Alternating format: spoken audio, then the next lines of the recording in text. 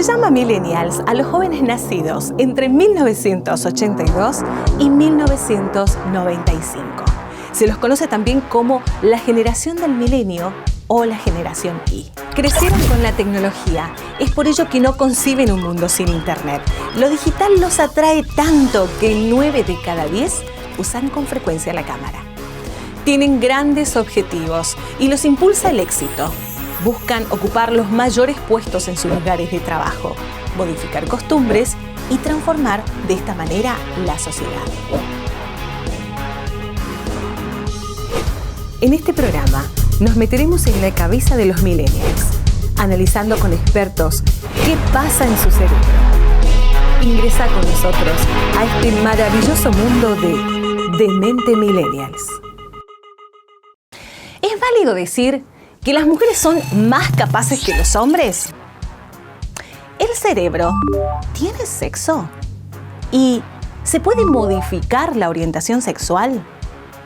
Desde el siglo pasado, la ciencia viene investigando estas cuestiones y aún hoy hay muchas preguntas sin responder.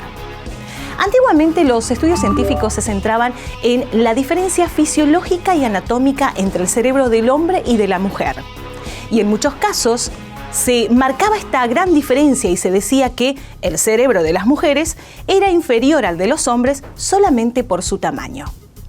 En este capítulo veremos cómo funciona el sexo en la mente y en el cerebro de los jóvenes millennials. Cintia, ¿hay diferencia entre el cerebro masculino y el cerebro femenino?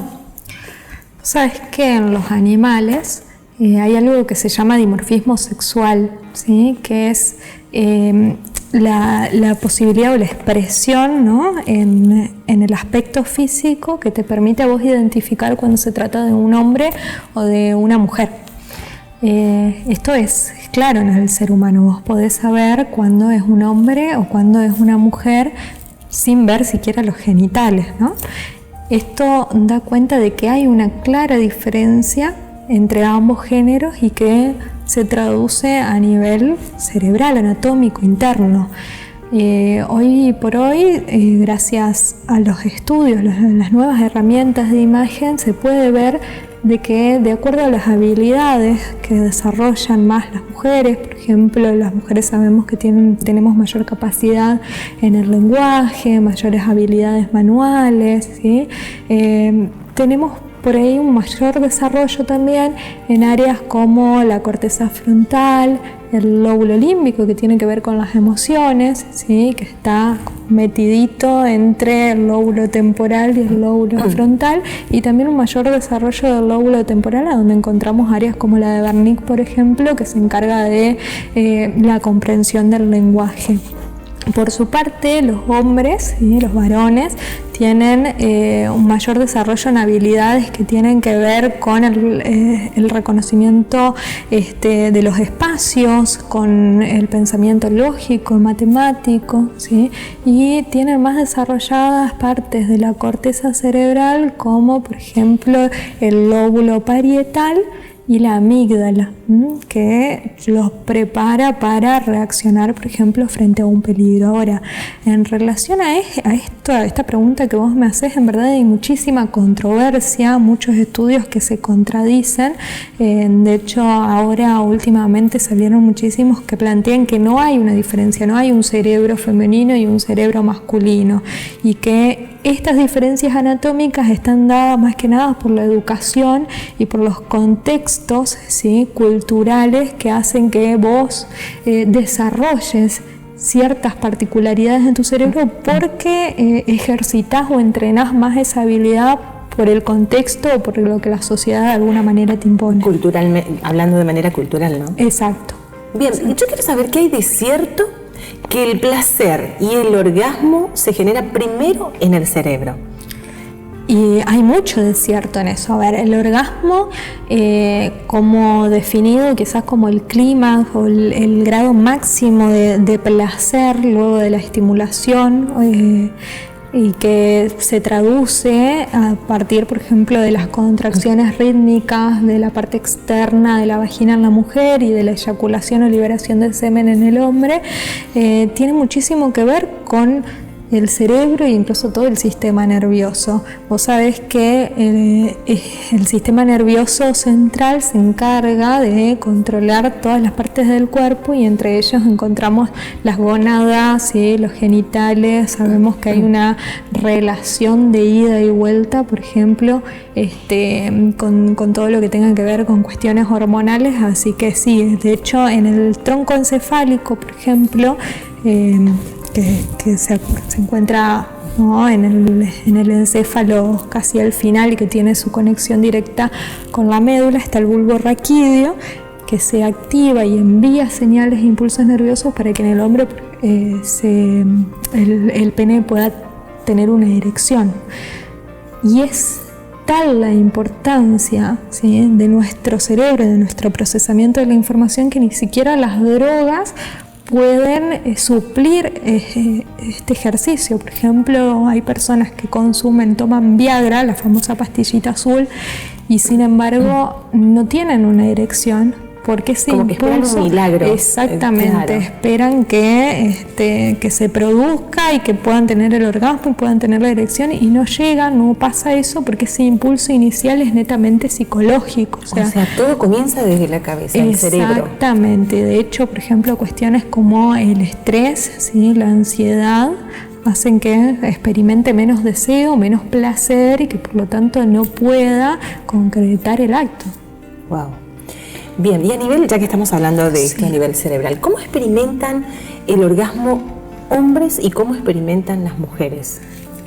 Vos sabés que está buena la pregunta y sobre todo teniendo en cuenta todo este tema de la controversia que hay en relación a lo femenino y lo masculino, porque hay una neurobióloga suiza, Aline, no sé cómo se pronuncia, Keiser, ¿sí?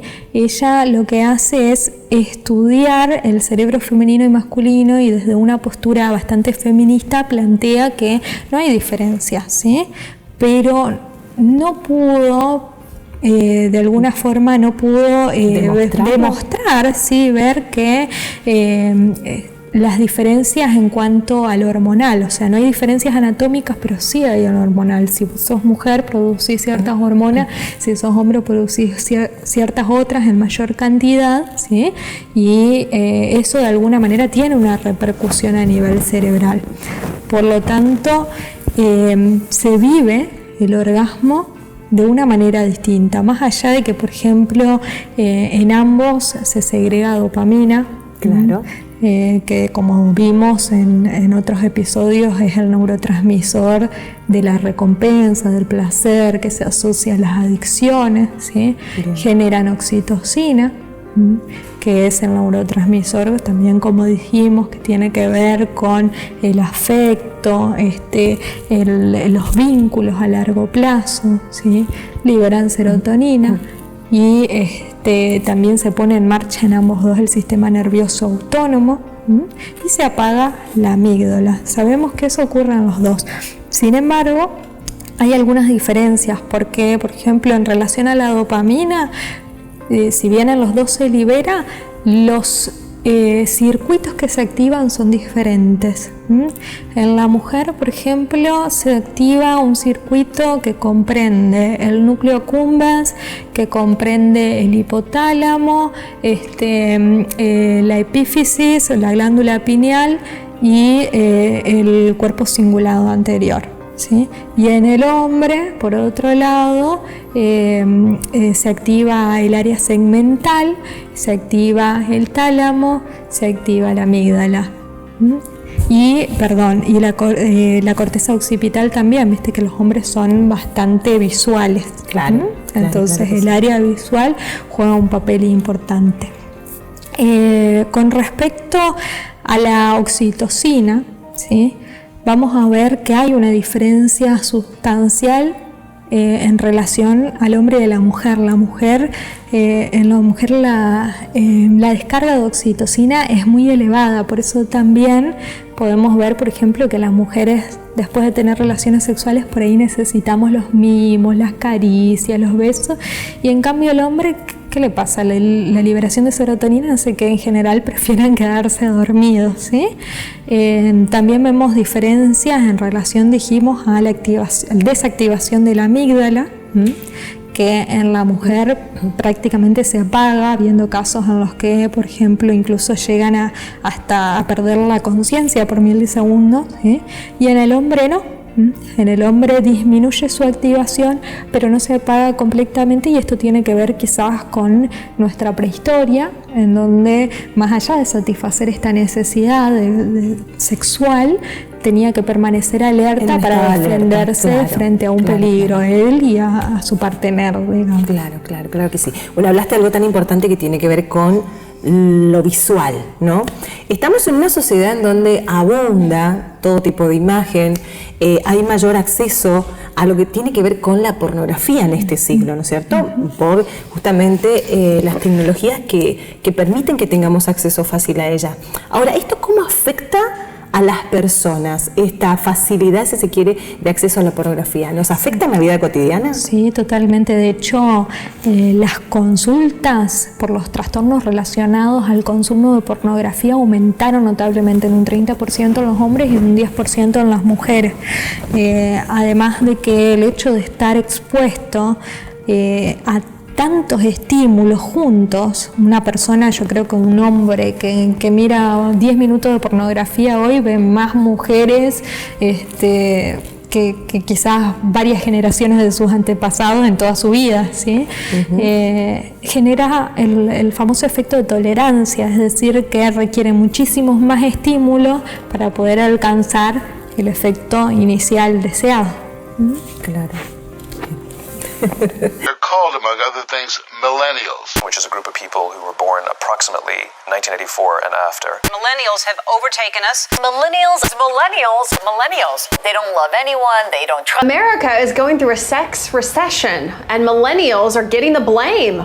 KCTV5's Gina Bullard uncovers the truth. Un estudio publicado en Archive of Sexual Behavior sostiene que los millennials tienen menos relaciones sexuales que las generaciones anteriores.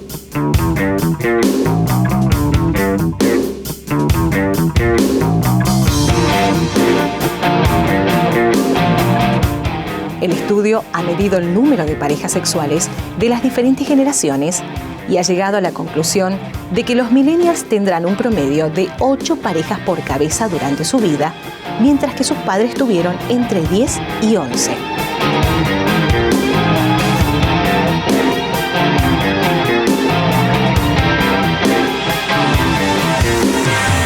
Menos de un 7% de ellos practican el sexo entre 2 y 5 veces por semana, de acuerdo con una estadística del portal de citas Match.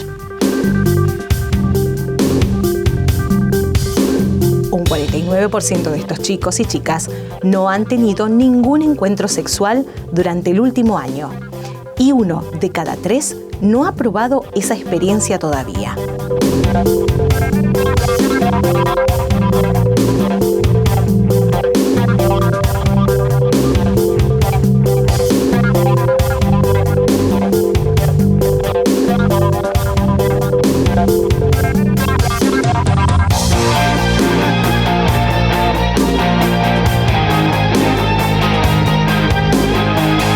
La revista The Atlantic, en un exhaustivo informe, también habla de una recesión sexual en toda regla, generalizada y mundial, que no solo afecta a los estadounidenses, sino que se extiende en los jóvenes de otros países desarrollados. Por ejemplo, los holandeses, que en el año 2012 perdían la virginidad a los 17, ahora esperan casi hasta los 19 para estrenarse. En Finlandia se ha constatado un descenso del deseo sexual femenino. Este descenso también se evidencia en los Estados Unidos, pero Japón es un caso singular.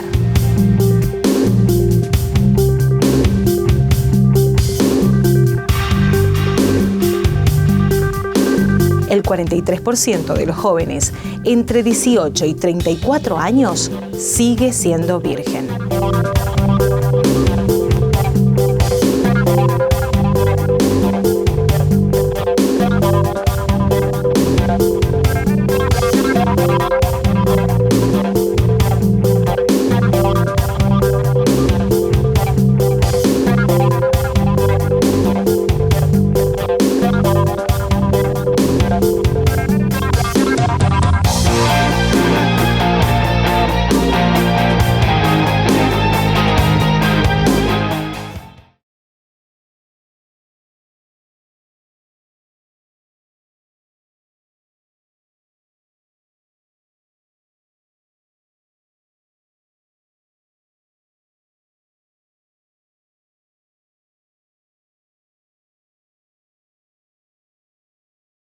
Vivimos en la era de la libertad sexual.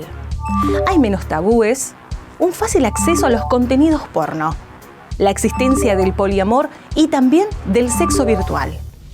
Todo indicaría que esta generación hiperconectada vive de manera plena su sexualidad. Sin embargo, uno de los rasgos o características de esta generación millennials es la recesión sexual, y sobre todo en los hombres. Se dice que la raíz de esto es la depresión, la ansiedad. Otros le echan la culpa a Netflix, a Instagram y al gaming. Pero veamos qué dicen los estudios científicos.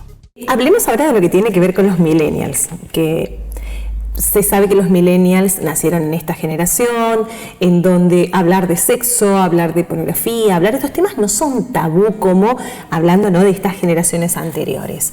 Se dice también que los millennials no son de practicar mucho el sexo. ¿Esto es así? Y mira, no tienen la culpa. Como vos sabés, ¿no es cierto? Los millennials nacimos bajo mucho estrés, mucha presión. Y el estrés, la presión disminuye el deseo sexual. Tengo tantos flancos sobre los que atacar que hace que no pueda enfocarme en la sexualidad, ¿sí? Y si yo no puedo enfocarme en la sexualidad, como dijimos, ese impulso inicial no se da, no aparece. A ver, más allá de que se habla mucho de sexo, los millennials nacimos en una etapa distinta quizás a las generaciones posteriores, en donde tienen leyes que promueven la educación sexual, ¿sí? Nosotros no teníamos eso, entonces aprendimos quizás con la pornografía, aprendimos con el Kama Sutra y lo aprendimos hablando con amigos, entonces tenemos expectativas quizás que son irreales, expectativas muy grandes y que hacen que dudemos constantemente tanto de nuestro cuerpo, de cómo debe ser una relación sexual, de cómo exponerme frente a la otra persona, y de si la baja, por ejemplo, en el deseo sexual cuando hay una relación a largo plazo disminuye, entonces empiezo a pensar si efectivamente sigo enamorado de esa persona o no, ¿sí? Se crean muchísimas expectativas en torno a eso y me generan inseguridad a mí y a mi pareja. En relación a las mujeres, por ejemplo, al haber caído tanto el tema del tabú y al poder hablar y poder expresar lo que piensan y lo que sienten en relación al sexo, también permitió la posibilidad de tener más sexo que sus generaciones pasadas. El problema es que está bastante más despojada, o sea, son relaciones casuales, ¿sí? Entonces está despojada de lo afectivo y esto hace que no puedan concretar esa alianza o eso que las mujeres de otras generaciones sí tenían, todo lo posterior, y por lo tanto también llegan menos al orgasmo. Claro. Y bueno, me estás comentando de estas diferencias que hay con respecto al sexo y las generaciones, pero hablando y enfocándonos en los millennials, esta falta de actividad sexual, si se quiere decir, en esta generación, ¿tiene algún tipo de efecto a nivel cerebral, digo, con el paso del tiempo, no quizás en casos particulares, pero en general, pregunto? Y mira, la falta de sexo genera como una abstinencia, es como que dejes de hacer ejercicio. Entonces, si yo dejo de hacer ejercicios, quizás voy a estar más predispuesta a desarrollar, como decíamos recién, inseguridad o trastornos del estado del ánimo, pero no es necesario que aparezcan. Lo que sí es que no vas a obtener los beneficios de tener relaciones sexuales, ¿sí? No casualmente, sino periódicamente o en general. Afecta, por ejemplo, al hipocampo, que como vimos es una estructura asociada a la memoria a largo plazo, y va a hacer que no se produzca la neurogénesis, ¿sí? Si yo tengo más relaciones sexuales, voy a tener mejor memoria. Hay un estudio hecho en ratitas de laboratorio en donde se les estimulaba, se les permitía que durante media hora tengan contacto sexual con sus parejas, ¿sí? Eran ratitas maduras, y después cuando se las sometía a prueba, a distintas pruebas, notaban que respondían, ¿sí?, de igual modo que ratas más jóvenes. El problema es que cuando se sacaba el beneficio de la sexualidad, esos 30 minutos de sexo, todos los progresos que habían alcanzado volvían a cero. O sea que la actividad sexual nos vuelve más inteligentes, más memoriosas. Bueno, no sé si está bueno para las mujeres. Está bueno. Para las memorias no sé, ya hablamos también de eso, ¿no? Pero, ¿qué otros beneficios tiene? Quiero saber, por favor. Tiene muchísimos beneficios. A ver, tener sexo, tener sexo nos pone más jóvenes, ¿sí? Liberamos un montón de sustancias químicas que tienen que ver con el rejuvenecimiento de todo el organismo. Al oxigenar el cerebro y que haya mayor circulación sanguínea, también nos mantiene más activos, más despiertos. E incluso hay estudios con personas en los que comentaban que personas que estaban sexualmente satisfechas, ¿sí?, tenían un mejor rendimiento y respondían muchísimo mejor a personas que no tenían un buen pasar sexual, digamos. También de esa manera hace que el corazón se entrene, ¿sí? Así que vamos a tener un corazón más fuerte más tiempo. Vamos a dormir mejor porque se libera más serotonina, ¿sí?, más neurotransmisores que nos permiten relajarnos, nos permiten calmarnos, ¿sí? Después de un buen sexo, ¿quién no duerme tranquilo? Y vamos a tener muchos beneficios también en el sistema inmunológico, inmunitario.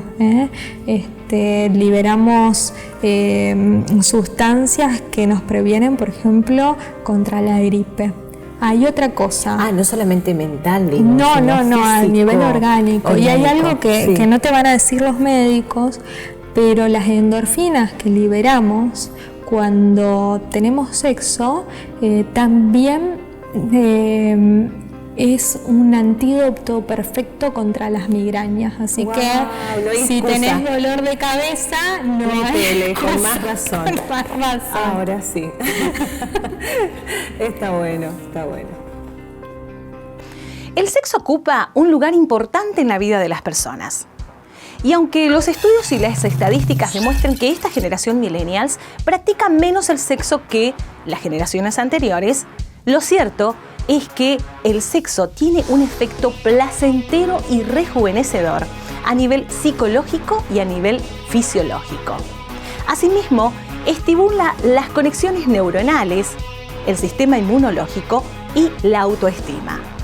Aumenta el flujo de sangre y de oxígeno en nuestro cerebro.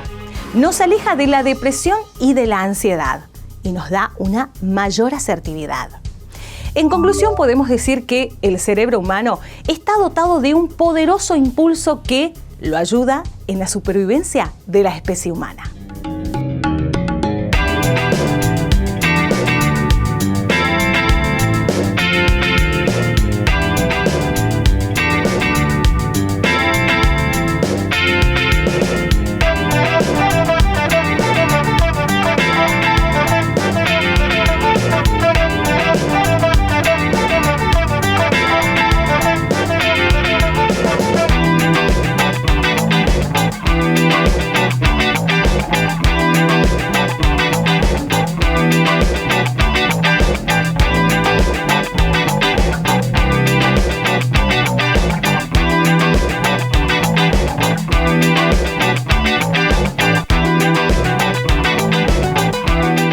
Este proyecto ha sido ganador del Fondo de Fomento Concursable para Medios de Comunicación Audiovisual, un mecanismo de fortalecimiento de la pluralidad de voces y subsidiado por el Ente Nacional de Comunicaciones, bajo la licencia del Creative Commons Atribución Compartir Igualdad 2.5 Argentina.